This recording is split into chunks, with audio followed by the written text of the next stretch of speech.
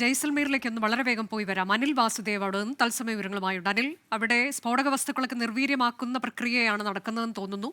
വിശദാംശങ്ങൾ എന്താണ്? അനുജ, പൂർത്തിയായി കഴിഞ്ഞിരിക്കുന്നത്. അതായത് ഇന്നലെ ബാർമേറിലും ജയ്സാൽമീറിലും ഒക്കെ കണ്ട മിസൈലിൻ്റെ ഭാഗങ്ങളാണ് നിർവീര്യമാക്കിയത്.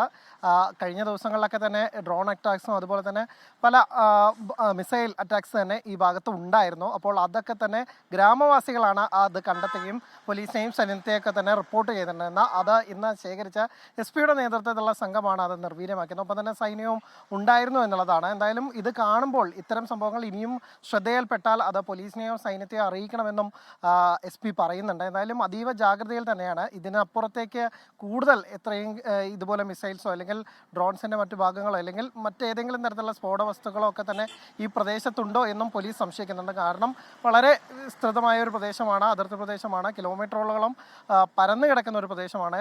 പാകിസ്ഥാൻ്റെ ആക്രമണം വലിയ രീതിയിൽ ഉണ്ടായതുകൊണ്ട് തന്നെ ഏതൊക്കെ ഭാഗങ്ങളിൽ എന്തൊക്കെ ഉണ്ടായിട്ടുണ്ട് എന്ന കാര്യങ്ങളിൽ വലിയ സംശയമുണ്ട്. ഒപ്പം തന്നെ ഈ പ്രദേശത്ത് ഈ കന്നുകാലികളെ മേയ്ക്കാനും ഒപ്പം തന്നെ ആടുകളെ മേയ്ക്കാനും ഒക്കെ തന്നെ ധാരാളം ആളുകൾ പോകുന്നുണ്ട്. അപ്പോൾ അവർക്കൊക്കെ തന്നെ ഒരുപക്ഷെ ഇത് ശ്രദ്ധയിൽപ്പെട്ടിട്ടില്ലെങ്കിൽ ആ തരത്തിൽ വലിയൊരു അപകടമൊക്കെ തന്നെ ആ തരത്തിൽ ഉണ്ടാവാനും സാധ്യതയുണ്ട്. അതുകൊണ്ട് തന്നെ ഇക്കാര്യങ്ങൾ കൂടി ശ്രദ്ധ പുലർത്താൻ ജില്ലാ ഭരണകൂടവും ഒപ്പം തന്നെ പോലീസും ഒക്കെ തന്നെ സൈന്യവും ഒക്കെ തന്നെ ആ നാട്ടുകാരോട് പറയുന്നുണ്ട്. എന്തായാലും ഇപ്പോഴും അദ്ദേഹം പറഞ്ഞ മറ്റൊരു കാര്യം, ഇപ്പോൾ ഈ ലോക്ക്ഡൗൺ പൂർണ്ണമായി ഒഴിവാക്കി, ബ്ലാക്ക് ഔട്ട് പൂർണ്ണമായി ഒഴിവാക്കിയിട്ടുണ്ട്. എന്നിരുന്നാൽ പോലും ആളുകളുടെ ജീവിതം ഒരു നോർമലിൻ്റെ മോർ ഓർ ലെസ് നോർമൽ എന്നാണ് അദ്ദേഹം ഉപയോഗിച്ച ആ വാക്ക്. അപ്പോൾ ആ തരത്തിലേക്കൊക്കെ തന്നെ കാര്യങ്ങൾ പോകുന്നുണ്ട്. നമുക്ക് ദൃശ്യങ്ങൾ കാണുന്ന പോലെ തന്നെ വാഹനങ്ങളൊക്കെ തന്നെ ഉണ്ട്. എന്നിരുന്നാൽ പോലും ആളുകളുടെ എണ്ണത്തിലൊക്കെ വലിയ കുറവുണ്ട്.